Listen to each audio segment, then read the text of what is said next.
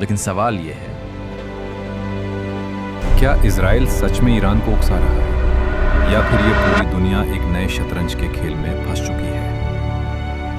Iran समझ चुका है कि अगर उसने सीधे अमेरिका पर हमला किया तो ये सिर्फ एक जवाबी हमला नहीं होगा, ये उसकी पूरी इस्लामिक रिपब्लिक के अस्तित्व की लड़ाई बन जाएगी। इसीलिए आज ईरान सीधे जंग नहीं लड़ता, वो लड़ता है प्रॉक्सी वॉर। लेबनान में हिजबुल्ला, गजा में हमास, यमन में हूती, इराक और सीरिया में मिलिशिया।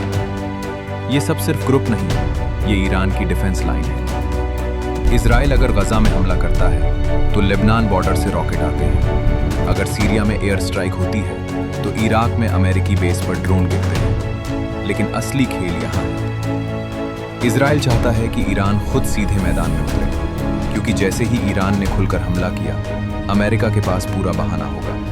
और यही वो पल होगा जिसका इंतजार कुछ ताकतें सालों से कर रही हैं। लेकिन ईरान भी अब 1979 वाला ईरान नहीं है। मिसाइल टेक्नोलॉजी में तरक्की, ड्रोन टेक्नोलॉजी में मजबूती, साइबर वॉरफेयर में खामोश लेकिन खतरनाक मौजूदगी, और सबसे अहम, चीन और रूस से स्ट्रैटेजिक रिश्ते। अगर आज अमेरिका ईरान पर हमला करता है तो ये सिर्फ एक देश पर हमला नहीं होगा, ये ग्लोबल पावर बैलेंस का सवाल बन जाएगा। दुनिया दो ब्लॉक्स में बढ़ती हुई दिख रही है। एक तरफ अमेरिका और उसके सहयोगी, दूसरी तरफ चीन, रूस और उनके करीब आते देश। अगर ईरान पर बड़ा हमला हुआ तो तेल की सप्लाई रुक सकती है, हॉर्मुज स्ट्रेट बंद हो सकता है और दुनिया की इकोनॉमी हिल सकती है। याद रखिए, दुनिया की लगभग 20% ऑयल सप्लाई उसी रास्ते से गुजरती है।